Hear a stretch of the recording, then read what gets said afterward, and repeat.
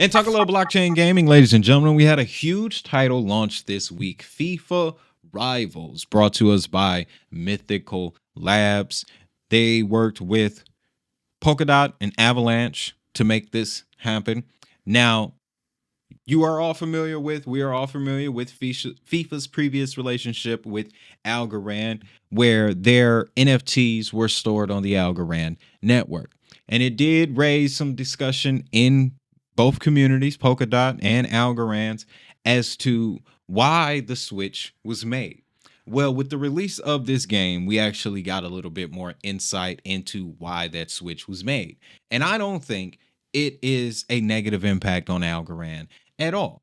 When you take a look at what Algorand does, the majority of it is not gaming based. It's payments, it's DeFi, it's infrastructure. So I believe we saw Algorand let FIFA go so gracefully because they recognize that as well. It is also why we don't hear much about drone racing anymore on Algorand. At least I don't. Because, and this is something else that you'll notice after you put a few years into the space, these networks, their interest and their aims evolve. It was kind of like in the beginning, I know this was very prevalent when I first got involved. Years ago, all networks did everything. Like every network was a store of value. They all could outdo Bitcoin, this, that, and the third. By the time we got to 2021, though, things began to change with the introduction of NFTs, Metaverse, RWAs, DPIN. The space began to define certain use cases. And OGs in the space, y'all remember this. I remember there was a point in time where XRP and Stellar were basically the same thing. Now the view is different. There was a point in time where Ethereum and Polygon were viewed as the same thing. Now people have a clear understanding of the differences. Same thing with Tron and a myriad of other assets that didn't necessarily get the popularity, but when you looked at the blockchain analytics, the numbers were there. The reason why FIFA made the jump from Algorand to a more Web3 focused network like Polkadot is because Polkadot and Avalanche are built for this thing. They're built for it. Another key point here, when it comes to soccer itself, ladies and gentlemen, their thing is getting more popular. It's really getting more popular. And I believe that Mythical is trying to leverage this for sure. I hear the World Cup, FIFA World Cup, UEFA your World Cup. One of you guys will have to correct me on that. But the World Cup is coming here in 2026. And it is expected to do numbers. So many numbers that the NFL is getting ready to, come up with their own plans for the Super Bowl for 2026. So I definitely believe Mythical is tapping into that market. They're getting ready to capitalize on this. In the article, they also mention how in the United States, about 50 million people, soccer fans. And that number is growing. So strategically, that is a very smart move. And in addition to that, the Adidas ad placement.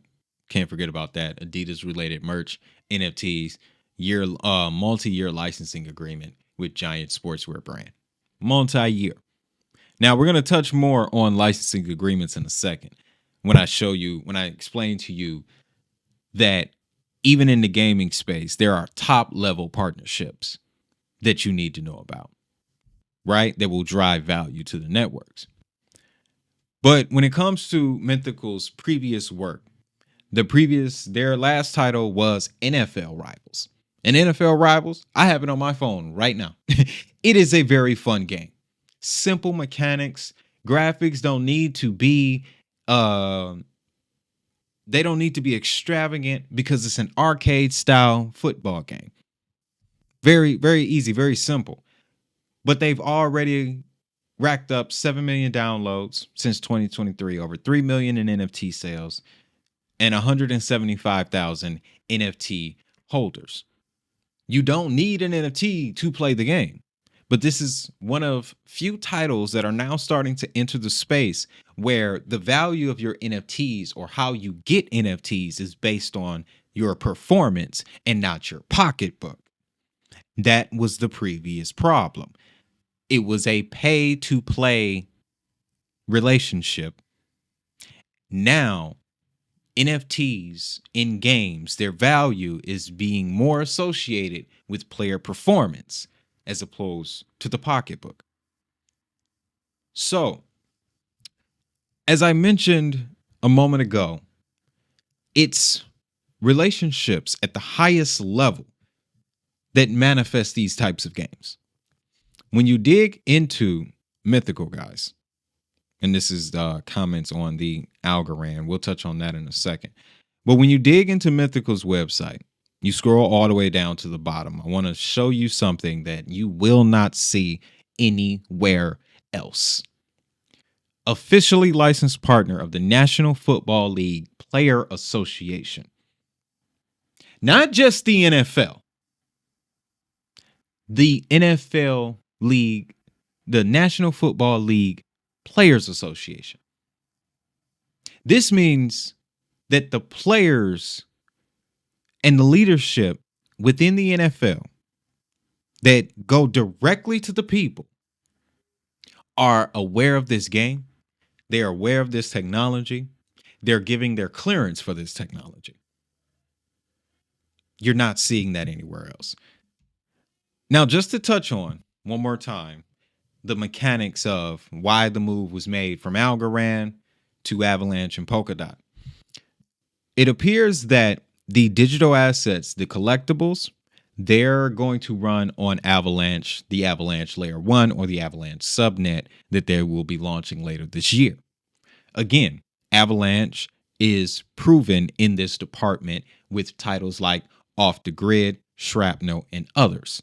So again, because Avalanche has the experience in this department, it was the better choice over Algorand. When it comes to where Polkadot lives, FIFA Rifles is built on the Mythos chain, a Polkadot-based gaming network that was spearheaded by Mythical Games. So to really explain the multi-chain architecture, Polkadot provides the gasoline to the engine, whereas Avalanche Layer 1, that is the chassis. That's the body of the car. And of course, the body of the car houses all of the visual features to your car. So any doors, steering wheel accessories, seat covers, rear view mirrors, decals, that's where all the cool stuff, the assets to your vehicle, will run on the Avalanche network. But the gas, the engine, the motor oil, the AC, all of those things with cars of today now, the internet capabilities, all of that will be powered by Polkadot. I still want to see, though, who's running the graphics engine for this game. If I'm not mistaken, it was Unreal. Would have to double check that. But either way, I'm starting to see more of a multi-chain setup, even in the gaming space, because these companies, these entertainment companies, they're not coming to use just one chain, because one chain by itself can't completely handle the jobs that they want to get done.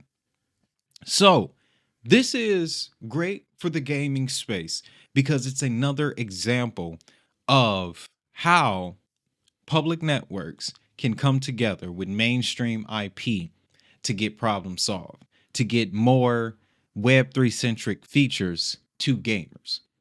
That is why I like this move. And again, it don't get no more top level than being an officially licensed partner of the National Football League Players Association. It just don't.